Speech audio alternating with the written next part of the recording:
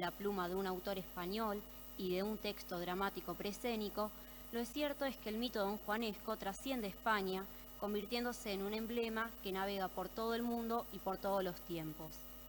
En este sentido, la década de los 90, en la península, continúa una propuesta de teatro de reescritura, siendo uno de los textos más elementales del período el unipersonal de Luis Alonso de Santos, La sombra del Tenorio. El autor, en su monólogo teatral, realiza una nueva lectura de la tradición. Con ella observamos cómo el mito donjuanesco queda al desnudo, sin su poder mitificador. Desde su rol de dramaturgo y actor, Alonso de Santos utiliza el arquetipo como un soporte para leer la realidad de los actores y de la materia teatral en sí misma. Finalmente, a partir de la muerte simbólica del personaje protagónico, le quita al mito su poder totalizador. En un principio, antes de detenernos específicamente en La sombra del Tenorio, resulta necesario aclarar en qué sentido nosotros entendemos el término mito, puesto que, a lo largo de la historia, hubo diversas disputas y debates teóricos respecto a su definición. En su acepción usual, la palabra mito funciona como un sinónimo de fábula, invención y ficción. La Real Academia Española, en este sentido, nos ofrece 4 significaciones distintas y una de ellas tiene que ver con este carácter ficcional del término. En un primer punto, se lo define como una narración maravillosa situada fuera del tiempo histórico y protagonizada por personajes de carácter divino u heroico. Asimismo, para el citado diccionario, el mito también alude a una historia ficticia o personaje literario o artístico que encarna algún aspecto universal de la condición humana. Si tenemos en cuenta estas apreciaciones, consideramos más conveniente para nuestro trabajo adherir a la segunda definición, que casualmente se encuentra acompañada por un ejemplo muy oportuno, el mito de Don Juan. Para las sociedades arcaicas, por su parte, el mito designa una historia de inapreciable valor, debido a que es sagrado, ejemplar y significativo. En el caso de nuestra investigación, tomamos al mito como un emblema intangible que proporciona modelos de conducta y que debido a ello obtiene significación y deviene un hecho cultural. Desde este punto de vista, el mito es una realidad cultural extremadamente compleja, que puede interpretarse y releerse de múltiples maneras. Gracias a su continua reactualización, el mito se revela con algo de existencia duradera y absoluta. En este acto repetitivo propio de la tradición oral, los personajes literarios que protagonizan estos textos no siempre se encuentran estereotipados. Muchas veces, las distintas composiciones que surgen de él se apartan considerablemente del prototipo, pero mantienen algo esencial que permitan reconocer el origen. De este modo, a partir de estas afirmaciones, el carácter comunitario de estas historias, podemos añadirle un carácter trascendental. Gracias a la literatura, los mitos nunca acaban, sino que se transforman. Por ese motivo, el mito siempre es popular y milenario. Debido a las reescrituras, no caen en el olvido y pueden continuar transmitiéndose en diversas creaciones y objetos artísticos y literarios. En el caso del mito donjuanesco, concretamente, su presencia en el imaginario popular continúa vigente hasta la actualidad, haciendo de él un emblema que ya no es de alguien en particular, sino que es de todos, y que por ese motivo no responde a un modelo único. Se trata de un personaje arquetípico con larga descendencia literaria que desde el siglo XVII influye en toda la cultura europea hasta el punto de extenderse continuamente por el resto del plano. Podemos concluir por ello que se trata de una figura mítica y como tal su origen es incierto. Más atrás de Tirso, las líneas de investigación se fuman y entramos de lleno en el terreno de las conjeturas. El acto fundacional del burlador de Sevilla reside en gran parte en poder plasmar aquella figura proveniente de la tradición medieval, signada por la oralidad, en un texto dramático escrito cuyo objetivo insoslayable es la representación. No obstante, en este acto de escritura atendemos a algo más que el triunfo del logos frente al mitos, pues se trata de, cito, la victoria del libro sobre la tradición oral, del documento, sobre todo del documento escrito, sobre una experiencia vivida, que no disponía más que de los medios de expresión preliteraria. Por tal motivo, a partir de la comedia del mercenario, se construye toda una tradición literaria que traspasa los límites de la península, pues, cito, como ley básica de la naturaleza de la mente humana, jamás se descubre nada nuevo mientras sea posible copiar algo ya existente. La segunda parte de mi trabajo se titula La metamorfosis del mito, Don Juan en la sombra del Tenorio, de Alonso de Santos. A diferencia del texto dramático de Tirso, La sombra del Tenorio es un monólogo que trata principalmente sobre la vida y muerte de un viejo cómico, en el sentido de que es actor, que va a agonizar en la cama de un hospital, recordando su carrera artística y cuestionando ciertas particularidades del oficio teatral.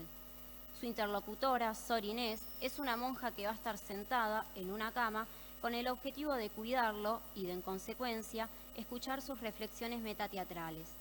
Su presencia en escena justifica el hecho de que el protagonista nos cuente su historia y, a su vez, permite que seamos los principales oyentes de la misma.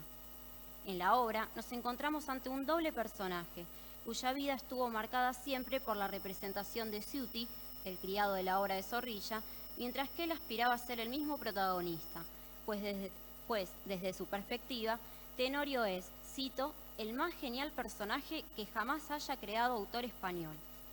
A raíz de ello, y al ser consciente de estar en el ocaso de sus días, la instancia última de su vida la va a aprovechar para encarnar su sueño y de algún modo burlar la muerte al morirse. Cito, cada día de Don Juan Tenorio y no una sola y definitiva vez de Saturnino Morales. Respecto a la finalidad que persigue el texto, observamos que en consecuencia de las acciones metateatrales del protagonista, la función predominantemente moral del burlador de Sevilla no se desdibuja por completo, sino que el educare se encuentra presente en las diversas críticas sobre la materia teatral, que surgen en torno a las experiencias personales de Saturnino.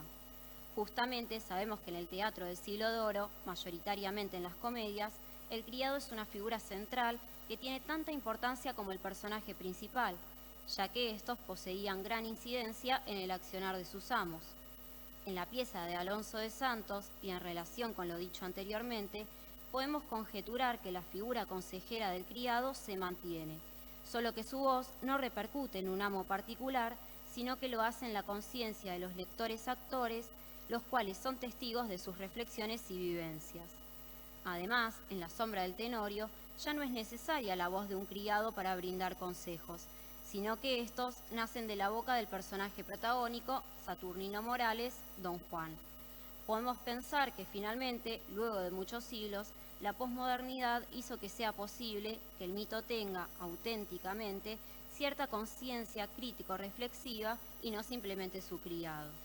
En efecto, Alonso de Santos encontró en la parodia la mejor forma para fusionar el educar y deleitar por el cual abogaban los dramaturgos de los siglos anteriores.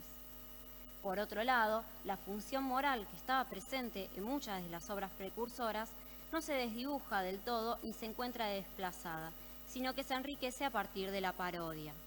En vez de encontrarnos con un Don Juan propiamente dicho, nos encontramos ante la presencia de un actor que a lo largo de su monólogo, más que representar al personaje, reflexiona sobre su oficio y correlaciona escenas del Don Juan con su vida. En suma, observamos que si bien lo que le interesa a Saturnino Morales es absorber las características inmanentes de seducción de Don Juan, se establece un límite muy difuso entre los actores y los personajes de las obras, ya que los primeros se van funcionando con los segundos. Así, en este tramo, es posible que nos planteemos qué papel cumple la apuesta simbólica del teatro en el siglo XX. En el cuadro 5, por ejemplo, tal vez realizando una crítica a la pieza de Zorrilla, en donde el criado tiene un papel secundario, Saturnino alude a la importancia de esta figura, ya que para él la obra sin Ciuti, cito, no se comprendería, pues en el teatro, como en la vida, sin los papeles de criados no podrían existir los de los señores. Fin de cita. Si tenemos en cuenta la última cita y la crítica que constantemente Saturnino realiza por el papel del criado, es evidente cómo la parodia también se circunscribe en términos de denuncia. Por más que en el Don Juan Tenorio este papel está desplazado, en el burlador de Sevilla su rol es esencial, puesto que posee gran incidencia en el accionar del amo. En virtud de ello, en el texto en cuestión se revaloriza su figura, desde la perspectiva de un actor que lo ha interpretado.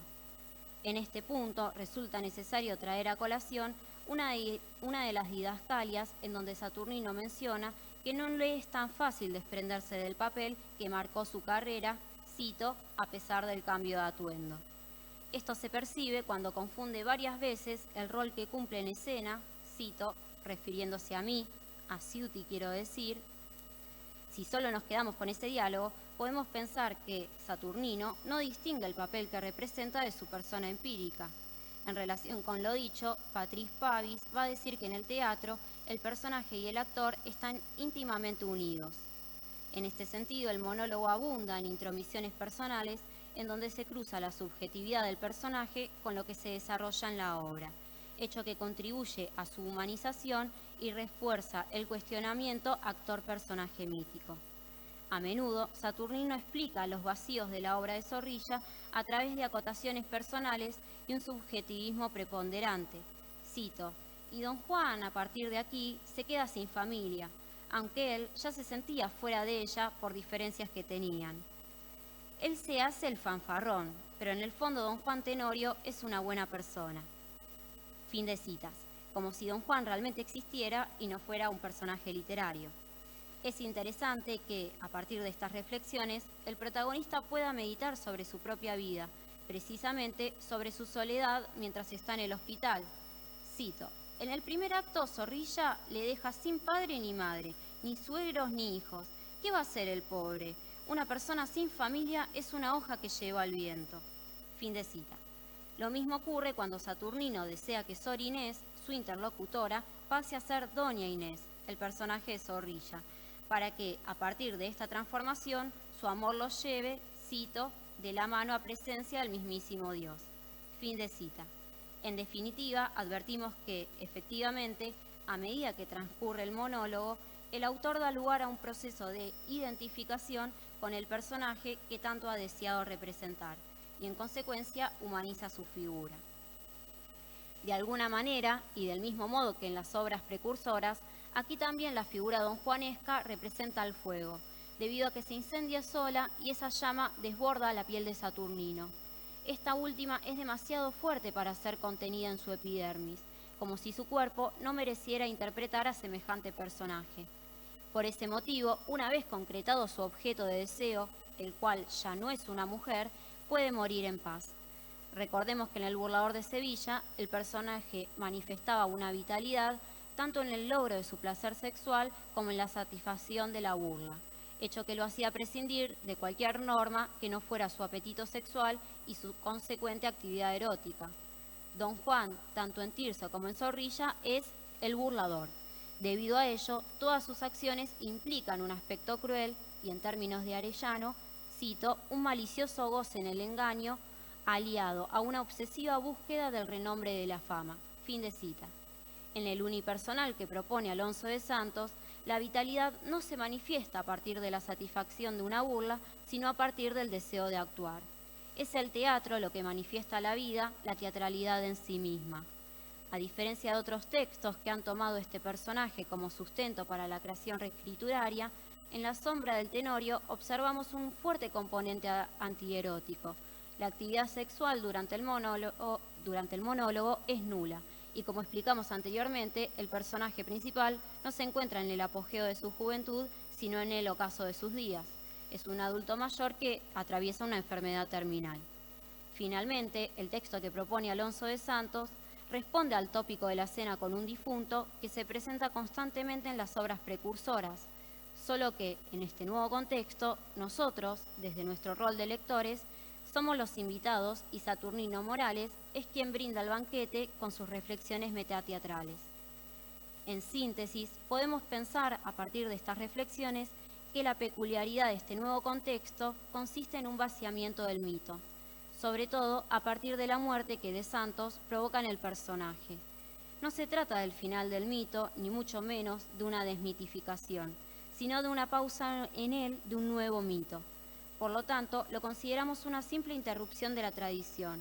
En términos de Nancy, la interrupción del mito consistiría en, cito, un viaje al límite del mito, en un viaje a un límite en el cual el mito mismo se encontraría menos suprimido que suspendido, interrumpido. Según la autora, esto ocurre una vez que se ha tocado el extremo cegador de un mito, del mito puesto en obra. Cuando esto sucede, ya no queda más que dirigirse a la interrupción del mito. Por todo lo dicho anteriormente, es posible sostener que La sombra del Tenorio funciona como un ejemplo de aquellas obras que trazan el perfil de nuestro tiempo. No es un mito que produzca ni constituya un nuevo orden, sino que nace a partir de un movimiento de pérdida que expresa la verdad de la existencia, de una nueva existencia. A diferencia de las obras analizadas con anterioridad, La sombra del Tenorio no se apropia de un basamento argumental ya existente. Asimismo, en ningún momento podemos evidenciar características esenciales que forman parte de la idiosincrasia del mito. Saturnino Morales, desde un costado plenamente subjetivo, se apropia de aquellos rasgos que la comunidad en general no menciona como parte de lo intrínseco del personaje, y esto le permite realizar un proceso de identificación que no pasa por el arquetipo de burlador, sino por otro lado más íntimo, más interno.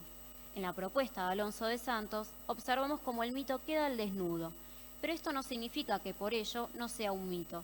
Solo se rompe con él y se sustrae su poder mitificador para crear algo nuevo, algo más humano y tangible.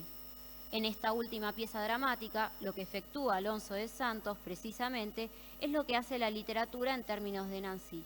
El dramaturgo realiza una lectura singular del mito y con ella interrumpe su poder fundador de una conciencia y de una identidad total y acabada. En efecto, desde su rol de dramaturgo y actor, utiliza el mito donjuanesco para leer la realidad de los actores y de la materia teatral en sí misma, pero le quita su poder totalizador.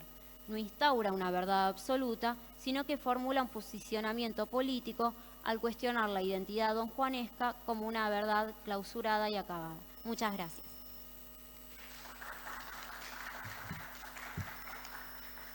Bueno, continuamos con esta mesa. Va a continuar Carlos Tomás Elías, que es profesor de filosofía por la Universidad Nacional de Salta, y nos va a compartir su trabajo que se titula La construcción de la otredad femenina en las paces de los Reyes y Judía de Toledo de Lope de Vega, los casos de Leonor y Raquel. Te doy la palabra, Carlos. Buena gente linda, ¿qué tal les va? Muchísimas gracias por la presentación y bueno, como verán soy un poco un infiltrado, así que desde ya pido disculpas si es que llegan a observar alguna cosa que esté fuera de lugar. Procedo con la lectura del trabajo acotado. El teatro fue, sin lugar a dudas, una de las manifestaciones culturales más importantes de la España del siglo XVII. En la escritura de las obras se ponía en juego el ingenio de los hombres.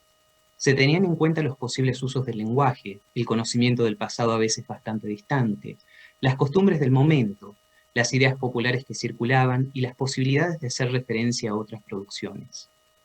Debido a esto se lograba que hubiera algunas obras sumamente cuidadas. Se evidenciaba que ciertas piezas eran producto de complejas y profundas cavilaciones. Las temáticas tratadas eran las mismas que se podían encontrar en otras formas de literatura: la necesidad de desencantarse del mundo, la futilidad de lo terreno, el inexorable paso del tiempo, los juegos entre apariencia y realidad, la necesidad de lo divino en la vida de la gente y la decadencia, entre otras más. Sin embargo, a diferencia del número de aquellos a los que podía captar la literatura en prosa, con el teatro el público era mucho más grande. No en vano se considera que este era un fenómeno de masas. Con el teatro del barroco español se presentaban escenas que al día de hoy permiten reconocer algunas de las formas de construcción de la alteridad que existían en aquel entonces. No todo ser humano era considerado de la misma manera. La posición de ciertas identidades en el mundo dependían de la nacionalidad, la lengua, el credo, el sexo y el color de la piel. Distintas variables entraban en juego al momento de construir tanto un yo como un otro. En vistas de tales consideraciones es que este trabajo busca analizar la pieza histórica Las paces de los Reyes y Judía de Toledo de Lope de Vega. Se estima que allí se puede encontrar una interesante construcción de la otredad femenina a partir de los personajes de la reina Leonor y la judía Raquel. Con ella se muestran modelos ideales y deplorables de mujer que dan cuenta del imaginario social barroco. Lope de Vega fue uno de los más destacados poetas del siglo XVII. En su prolífica producción se entretejieron conocimientos mitológicos, históricos, religiosos, populares e intelectuales. Así, el autor abarcó un amplio abanico de géneros entre los cuales se pueden señalar la prosa, la lírica, obras para cantar y teatro. Sin embargo, cabe destacar que en esto último él marcó un antes y un después. Esto se debe a que terminó fijando reglas y fórmulas que cambiaron lo que se conocía hasta aquel entonces en relación a cómo debía ser una obra dramática.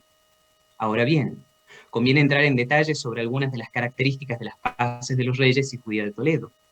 Para empezar, se debe advertir que fue escrita alrededor del año 1617, que se puede considerar una comedia histórica y que motivó una amplia producción literaria posterior. Sumado a esto, es necesario decir que la obra contó con una importante raíz medieval. Allí se mostraron, a lo largo de 3 escenas, distintos momentos de la vida de Alfonso VIII, que gobernó Castilla entre 1158 y 1214. Sin embargo, se hizo especial énfasis en el momento en el que el rey, estando recién casado con Leonor de Plantagenet, se enamoró perdidamente de una judía de nombre Raquel. Por este romance, Castilla terminó siendo descuidada durante 7 años. A causa de ello, la cónyuge del rey mostró su disgusto. Los nobles decidieron matar al amante del monarca e incluso, según la literatura, se manifestó un descontento divino. La falta de armonía en el reino movió a distintas fuerzas a tomar cartas en el asunto para lograr restaurar el orden perdido. Si bien se considera que el amor entre el monarca y la judía no fue más que una simple leyenda para justificar las derrotas del rey, lo cierto es que en manos de Lope de Vega, los sucesos sirvieron para que se desarrollaran múltiples ideas. Algunas de las más interesantes ligadas a los papeles que podían jugar las mujeres en la sociedad, las diferencias entre quienes contaban con sangre cristiana y quienes la tenían judía, y lo agradable y desagradable a los ojos del Dios cristiano, entre otras tantas más. Por supuesto, en esta obra que destacó en su época y que recuperó elementos nacionales, no se debe perder de vista que, cito, López se nos aparece como dramaturgo culto, consciente del lugar eminente que la sociedad de su tiempo otorga a los literatos y artistas que, sin turbar el sistema ético, religioso, social y político constituido, antes bien reforzándolo, adoptan una función de guía moral de la opinión, particularmente realizable a través del teatro. Fin de cita. El dramaturgo supo mostrar diversos eventos que estuvieron atravesados por sus intereses como cristiano que llegó a ordenarse como sacerdote. Su obra instruyó a parte del pueblo español sobre cómo fue la vida de un monarca medieval, pero además de eso reafirmó ideas sobre cómo debía ser la mujer y ciertos elementos propios de los discursos antisemitas que circulaban en la época debido a la Inquisición, la limpieza de sangre y el discurso popular. Por su lado, la mujer siempre fue un tema de reflexión. A lo largo de la historia generalmente fue parte de un juego de dicotomías en las que se definía por oposición al varón. Lo femenino era considerado ontológicamente diferente a lo masculino, era visto como algo posicionado por debajo, como un otro fundamentalmente inferior que en ocasiones llegaba a ser tratado como un objeto. Esto es algo que se puede entrever en la literatura de todos los tiempos y de manera muy especial en la que convocaba a las masas que parecían tener una predilección por la abundante simpleza de las definiciones inexplicitadas pero presentes, generalmente reduccionistas y limitadas a un juego de contrastes con valores muy claramente diferenciados. Teniendo esto en cuenta, es que resulta inevitable atender a las representaciones que aparecían en el teatro, y especialmente, en este caso, a aquel correspondiente a la España del siglo XVII. Allí se condensaban miradas que eran compartidas por el común de la sociedad y que muchas veces reafirmaban aprecios y desprecios transmitidos de manera generacional. Las ideas subyacentes a las obras permitían que se desplegara sobre el escenario todo lo que se consideraba socialmente. Las concepciones del mundo y el hombre usualmente se reproducían y reafirmaban. Así, la literatura representaba lo que se pensaba que pasaba y se creía. En el caso de las Paces de los Reyes y Judía de Toledo de Lope de Vega, se mostraba a dos mujeres en posiciones diametralmente diferentes. Se presentaban modelos de mujer que respondían a ciertos estereotipos medievales que pervivieron y llegaron hasta los inicios de la modernidad española. Así, por un lado, estaba la reina Leonor, esposa de Alfonso VIII, una mujer cristiana que ostentaba una posición de poder importante. Por otro lado, se presentaba la judía Raquel, la amante del monarca de Castilla, alguien que se estimaba que escaló más alto de lo que debía y de manera inapropiada. Por supuesto, es necesario entender algunas cuestiones contextuales. Durante la Edad Media, a diferencia de lo que sucedió en la Antigüedad, la mujer pudo disponer de una mayor emancipación social y cultural. No obstante, su posición siguió siendo menor que la del varón. Se mantuvo excluida de ciertos espacios y contó con unos pocos roles de afirmación, entre los cuales solo se pueden mencionar el de la mística, la matrona y la curandera. De este modo, la buena mujer, un poco de acuerdo con el modelo de la Virgen María, era la que se abocaba a Dios, su familia o la sanación de los enfermos. No obstante, Para la buena mujer el espacio privado era el único en el que debía brillar y pocas eran las excepciones a esta regularidad. De hecho, se puede pensar que cuando una mujer tenía poder, no era per se, sino que esto se debía muchas veces a la ausencia de un varón con el que había un vínculo preexistente. Con respecto a la mala mujer, se debe decir que esta era la que salía de los lineamientos que debía seguir una buena mujer de cualquier manera posible. En este sentido, se puede pensar en las maquinadoras, adúlteras y hechiceras, es decir, mujeres que engañaban a otros para lograr beneficios, que de alguna forma se entrometían en el esquema familiar y lo ponían en riesgo, o que se alejaban de la divinidad y formaban pactos diabólicos que les brindaban poderes sobrenaturales. Naturalmente, no se debe perder de vista que eran muchas las variables que afectaban a las ideas de buena y mala mujer. No todas las buenas mujeres estaban al mismo nivel, y lo mismo sucedía con las malas mujeres. Para ilustrar esta idea, uno podría pensar en una buena mujer cristiana y en una buena mujer judía en la España medieval. A la luz de una mirada hegemónica, la primera podría contar con un estatuto o nivel mucho más alto que la segunda, teniendo en cuenta situaciones políticas, sociales y religiosas imperantes. Ahora, volviendo a la pieza teatral elegida, en términos generales, la reina Leonor encarnaría los ideales de una buena mujer, mientras que la judía Raquel estaría en las antípodas. Primeramente, si se presta atención a la figura de Leonor y se retoman algunas de las menciones realizadas, se puede observar que en la obra ella se caracteriza por ser reina, esposa, madre y cristiana. Ella cuenta con poder político debido a su linaje y a su título nobiliario, con lo cual muestra la posibilidad de que tenga injerencia en cuestiones públicas que normalmente están reservadas a los varones. Sin embargo, también se debe destacar que se hace énfasis en cómo cumple con el ideal de mujer casada que se encuentra al servicio de un otro masculino, que le da hijos, que se dedica a criar y que confía en el Dios cristiano ante las vicisitudes que pueda llegar a enfrentar. Si se atiende a la figura de Raquel, se la presenta como plebeya, amante, mujer sin hijos, judía, y se la acusa de hechicera. Este personaje pertenece a una religión diferente a la que imperaba en ese entonces. Logra el poder solo por haber cautivado al rey Alfonso, pese a estar casado. Lo distrae de sus obligaciones políticas, maritales y parentales, y se la piensa como alguien que recurre a prácticas diabólicas para obtener justamente lo que desea. La judeidad de este personaje la vuelve causa de desprecio por parte del séquito que acompaña a Alfonso. En diversas ocasiones esto es expresado y se deja entrever cómo es que para el cristiano el judío es inaceptable. Por supuesto, no se estima que Raquel es una mala mujer solo por su judeidad, sino que además se le acusa de haber cautivado a un hombre casado haciéndolo descuidar la totalidad de sus deberes durante 7 años. A raíz de aquello, también se la piensa como conocedora de artes sobrenaturales. No en vano, cuando los nobles se aproximan a sus aposentos para acabar con su vida, ellos dicen que Raquel es, y cito, la Circe que al rey cautiva y la hechicera Medea. Fin de cita.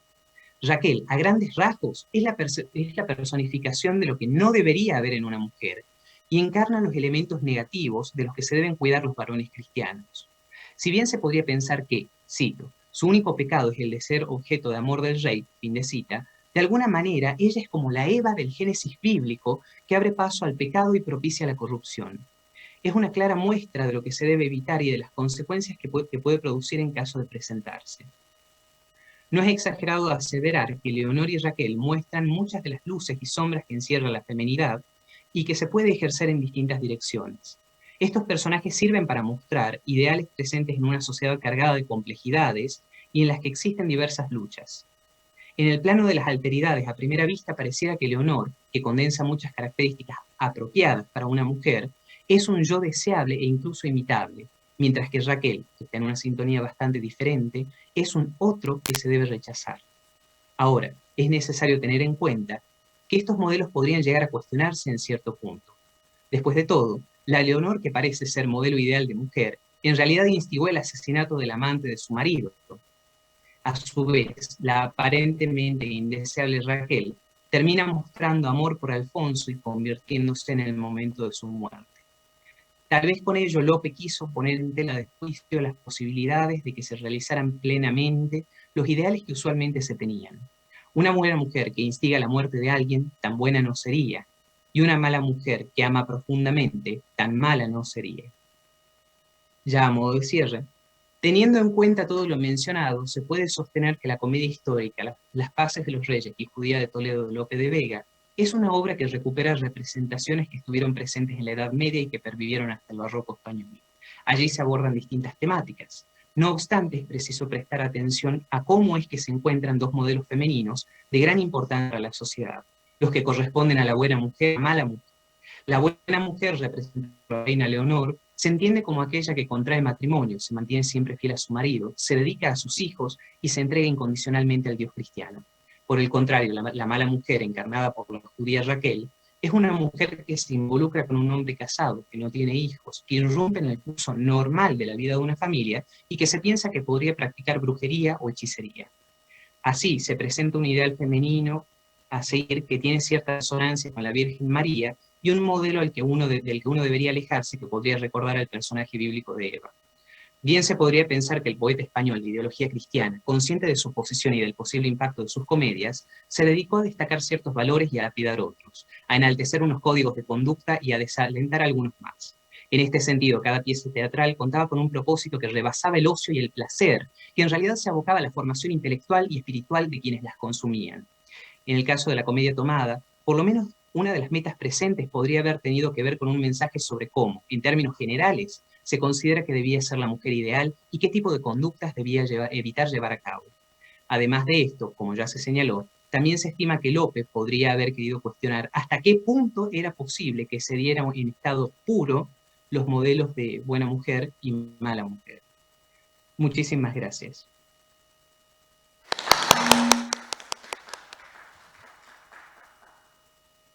Bueno, muchas gracias. Vamos a continuar con Marta Magdalena Ferreira, quien es magíster en Letras Hispánicas y profesora en la Cátedra de Literatura y Cultura Españolas I.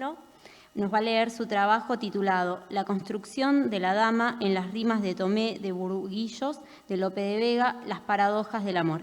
Muchas gracias.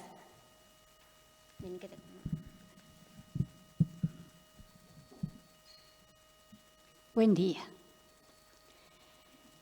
Lope construye la arquitectura de su poemario Las rimas humanas y divinas de Tomé de Burguillos sobre los cimientos de la lírica tradicional. Sin embargo, observamos las continuas irrupciones burlescas que ponen en crisis la estructura misma del edificio clásico. La dama forma parte esencial del entramado textual de esa arquitectura, pues representa la piedra fundacional de la lírica cortesana y petrarquista. Imposible pensar un poeta sin su amada. Ella es condición de su existencia. Por ende, Juana responde a los requisitos básicos de este tipo de lírica, pero una perspectiva discordante produce lo diferente, el contraste, es decir, pone en crisis lo que de alguna manera afirmó anteriormente. Este procedimiento paradójico crea una escena nueva, una amada distinta, cercana al plano de la realidad, pero codificada desde la matriz tradicional. La paradoja exalta la disparidad y la coexistencia de elementos que habitualmente estarían disociados, así como también la sorpresa que produce el tratamiento de un tema serio de modo jocoso. La representación de la figura femenina, por una parte, la distancia con el ideal de belleza neoplatónica y, por otra, guarda relación con el comportamiento estereotipado de la dama dentro de las pautas del amor cortés. Esta amada desdeñosa llena los requisitos de los parámetros poéticos estandarizados, pero su imagen entra en colisión con la representación que el sujeto poeta realiza de las circunstancias que rodean la relación y define su carácter ambivalente. Cito: Juana, para sufrir tu armado brío ya no hay defensa en bártulo ni en baldo. Juana, ¿qué olla te vertí? ¿Qué caldo? Que tratas como a perro el amor mío. Juana, si tus estampas sigo al río, cargas de piedras el honesto enfaldo. Juana, anteanoche te pedí aguinaldo y me llamaste. licenciado Frío. Cruel naturaleza, nieve pura, la fábrica exterior del cuerpo informa, alma tan criminal, áspera y dura, que mal el cuerpo al alma se conforma, pues fue de tan hermosa arquitectura la materia cristal, bronce la forma. En los cuartetos se destaca la reiteración del nombre de la amada a modo de demanda, una apelación que se refuerza con la interrogación: Juana, ¿qué olla te vertí, qué caldo, que tratas como a perro el amor mío? La referencia a la olla y al caldo alude a las pócimas de hierbas que supuestamente se utilizaban con el fin de producir un enamoramiento. Es de larga data la referencia literaria a los brebajes de la hechicería. El caso emblemático es el de Circe en la Odisea, también referida por Ovidio en la Metamorfosis. La otra hechicera clásica primigenia es Medea, que protagoniza varias piezas, tanto griegas como latinas. En la Edad Media, en la figura de la Celestina, convergen los saberes populares de las pócimas y el temor por la brujería. La tradición continúa en la lírica cervantina. Por ejemplo, en el Coloquio de los Perros hay un episodio de brujería. La Camacha, la Canizares y la Montela son las brujas. La Camacha, al igual que Circe, convierte a los hombres en animales. Lope también incursiona en la figura de la hechicera en El Caballero de Olmedo. Los brebajes mágicos y la figura de la bruja y su representación en la literatura forman parte de un imaginario popular y también participan en la tradición culta a través de la literatura consagrada. El verso de Tomé introduce esa compleja y vasta información, pero lo novedoso es que el propio fraile es quien vierte el caldo mágico a la amada, con un resultado completamente opuesto al esperado. El efecto de la olla vertida parece ocasionar la repulsión de la dama. Así se genera una divergencia frente a las pautas de la convención. Nada de lo esperable acontece, sucede lo contrario, o se produce una situación nueva, diferente a lo usual. El léxico coloquial participa de la discordancia. La olla y el caldo pertenecen al campo semántico de lo culinario y se alejan de la terminología amorosa convencional. Este ámbito de lo ordinario produce la banalización del tema amoroso de la lírica tradicional y suscita un efecto humorístico. La paradoja, como la ironía, es también un procedimiento binarista, dual, y se puede emplear como una operación de distanciamiento, la ostranemia de los formalistas rusos, donde partiendo de un modelo establecido se produce una confrontación entre lo antiguo y lo nuevo, conduciendo a una evolución en la literatura y en el género correspondiente. Un claro ejemplo en la obra de Lope lo constituye el título de su Poética del Teatro, frente al prestigio del arte antiguo, frente a las leyes y preceptos elaborados por los humanistas y repudiados por el gusto de la plebe que llenaba los corrales de comedias, frente a las reticencias hacia las novedades, Lope tituló provocativamente su epístola Arte nuevo de hacer comedias en este tiempo. Montesino subrayó la paradoja que subyacía en la expresión arte nuevo. Sostiene que arte, tal y como se entendía en el siglo XVII, era un sistema de principios y normas escogidos laboriosamente por la razón humana tras una milenaria experiencia. Por lo tanto, difícilmente se podía pensar y mucho menos admitir un arte como nuevo. Arte y nuevo se excluían. El arte no podía ser nuevo porque era eterno, según Pedraza Jiménez. La paradoja es una especie de antítesis que resalta el contraste entre la apariencia y la realidad. desempeña un papel referencial al chocar con la opinión común, la doxa.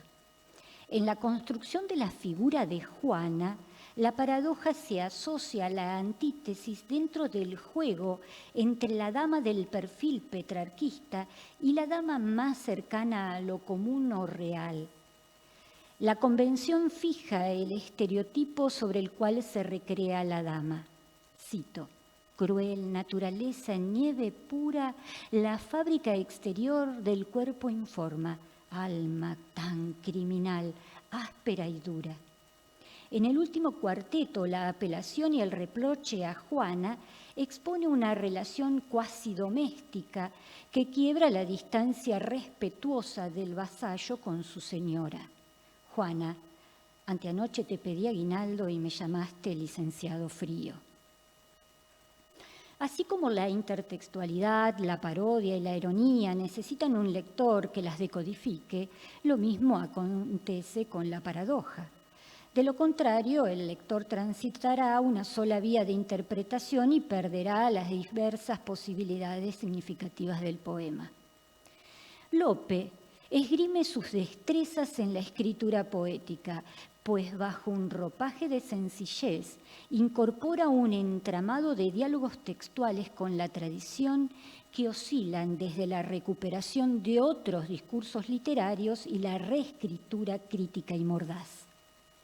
Este juego que se presenta constantemente en las rimas de Tomé exige un lector activo que incursione en el universo de significaciones que proponen los poemas. Las tensiones entre lo culto y lo popular coexisten y caracterizan su poética de la senectud. El uso de las metáforas lexicalizadas provenientes de la lírica tradicional colisionan de manera deliberada con las situaciones de la vida común. En el soneto, a un palillo que tenía una dama en la boca, la representación de Juana expone el conflicto entre el estereotipo tradicional y su puesta en crisis a través de la banalización. La imaginería en torno a la descripción de la boca de la dama en la tradición petrarquista apunta primordialmente a dos referentes, los labios y los dientes, alrededor de los que se entretejen unas pocas variantes expresivas en contrastes cromáticos. Imágenes en las que el rojo o sonrosado de los labios alterna con el indefectible blanco de los dientes. La introducción del palillo en la escena poética produce una drástica ruptura con el ideal de belleza. Sin embargo, el soneto preserva una arquitectura estética que solo parece hackearse con el título, pues presenta una terminología que remeda la de la lírica tradicional. En un arco de perlas una flecha, puso el amor con un coral por mira, si es que en los arcos por coral se mira, vista que fue de 2 corales hecha. Viendo que el hurto a tantos obligara, con lanza en ristre amor os ha guardado, Juana, las perlas, porque nadie osara. Yo las codicio, y veo el arco armado más, qué dicha mayor si yo quedara, flechas de amor a vuestro palo atado. El título del soneto especifica el destinatario. El poema no se dedica a la dama, sino al palillo, cuestión que intensifica el rasgo burlesco del soneto. El ideal de belleza femenina, ligado usualmente a la referencia metonímica y disgregada de ciertas partes corporales de la mujer, se enfrenta a la imagen de la amada que exhibe el palillo luego de comer. El texto poético desarrolla, a partir de la metáfora lexicalizada de un arco de perlas, para referirse a la dentadura de la amada, un juego de significaciones entre palillo y la flecha de amor. El arco es también el arma de Cupido.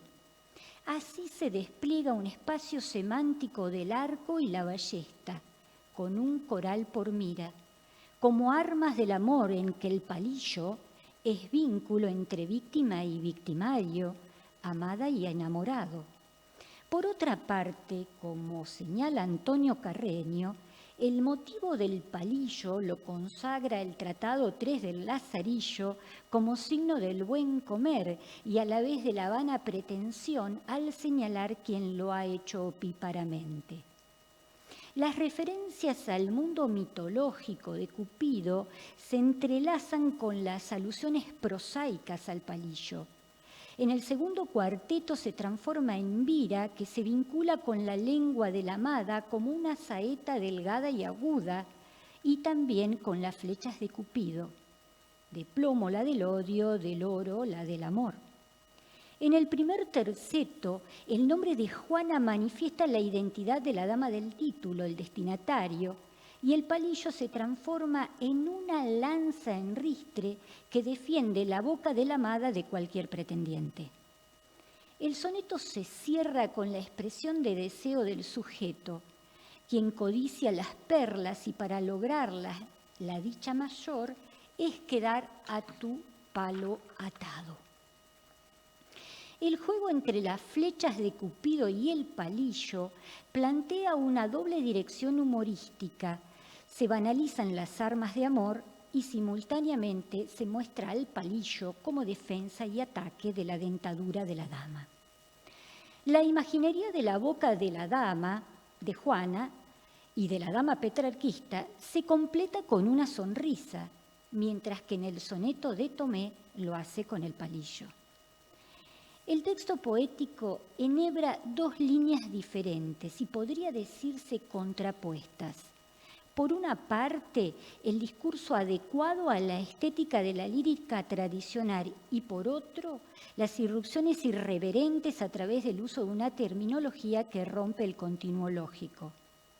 En numerosas ocasiones, el quiebre se produce por la introducción de una palabra o varias que generan una distorsión con la matriz discursiva que sostiene el soneto. Así, la representación de la amada también se crea en dos líneas que parecen oponerse, pero que terminan encastrándose como piezas que se complementan. Es posible percibir la mirada irónica de Lope detrás de estas operaciones discursivas, pero fundamentalmente se exhibe un montaje de significaciones que parece superar cualquier oposición en la creación de una nueva perspectiva a partir de la paradójica convivencia de los opuestos. Gracias.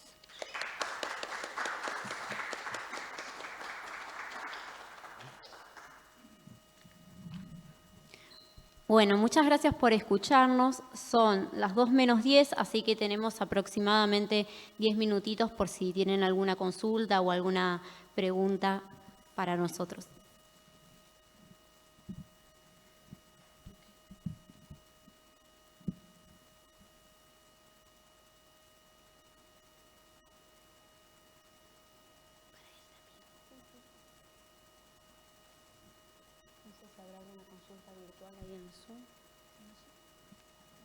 ¿Tienen acceso al Zoom para saber si hay alguna consulta virtual? ¿No hay ningún comentario? Bueno, entonces les agradezco por habernos escuchado y continuamos con el Congreso. Muchas gracias.